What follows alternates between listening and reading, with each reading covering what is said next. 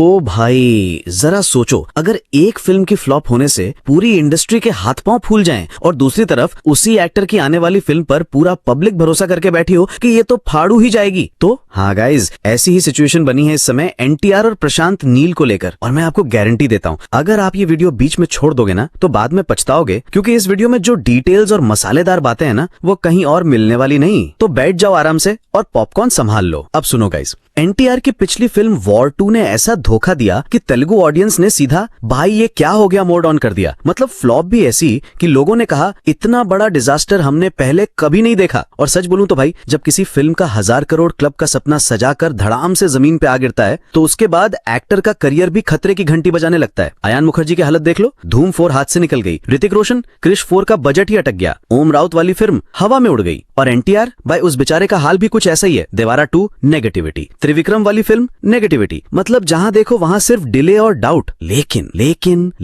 एक फिल्म है एनटीआर नील, जिस पर पब्लिक का भरोसा ऐसा है जैसे भाई ये तो जरूर धमाका करेगी। अब सवाल ये है कि आखिर क्यों एनटीआर नील पर ये अंधभक्ति टाइप हाइप बनी हुई है। तो भाई इसका जवाब सिर्फ 2 शब्दों में है, प्रशांत नील, केजीएफ और सालार वाले बाबा। अब देखो, सालार थिएटर में क्लैश और रेटिंग के चक्कर में थोड़ी अटक गई थी, लेकिन जैसे ही ओटीटी पर आई भाई पूरा गेम बदल गया। लोग बोले प्रशांत नील इज नील बाबा, और वहीं से एनटीआर नील की हाइप बननी स्टार्ट हुई। और हाइप यही नहीं रुकी गाइज, क्योंकि यश और पृथ्वीराज दोनों ही पहले ही इशारा कर चुके थे कि प्रशांत नील का विजन बहुत बड़ा है और वो शायद यूनिवर्स बना रहे हैं। अब पब्लिक को क्या चाहिए था, बस फिर सब कहने लगे कि भाई एनटीआर नील से नील यूनिवर्स स्टार्ट होगा। लेकिन रुक जाओ, जरा रियलिटी भी सुन लो। सालार के टाइम भी यही बोला गया था, केजीएफ कनेक्शन होगा, रॉकी भाई आएंगे, सब जुड़ जाएगा। और फिर कुछ भी नहीं। थिएटर में लोग यश का नाम देखकर ताली बजाने लगे, लेकिन असली सरप्राइज निकला झांसा। इसलिए भाई मैं तो साफ कह रहा हूँ, जब तक मूवी थिएटर में रिलीज नहीं हो जाती हम किसी यूनिवर्स पर भरोसा नहीं करने वाले, वरना फिर वही सालार वाला धोखा रिपीट हो जाएगा। लेकिन फिर भी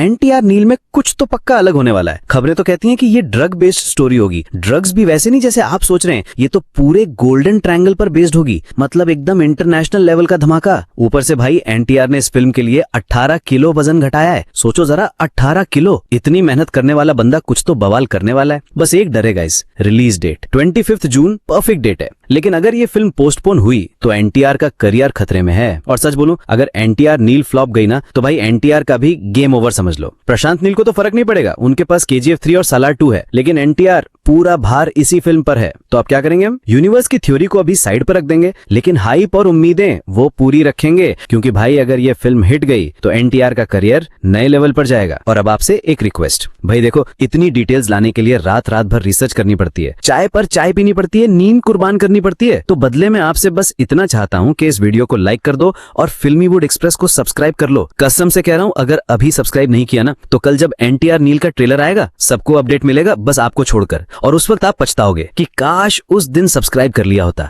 तो गाइस बताओ, आपको क्या लगता है, क्या एनटीआर नील सिर्फ एक फिल्म होगी या सच में ये किसी बड़े यूनिवर्स की शुरुआत है? कमेंट्स में अपने विचार जरूर बताना और चैनल को सब्सक्राइब करना मत भूलना, क्योंकि फिल्मीवुड एक्सप्रेस यहां मिलेगा आपको सबसे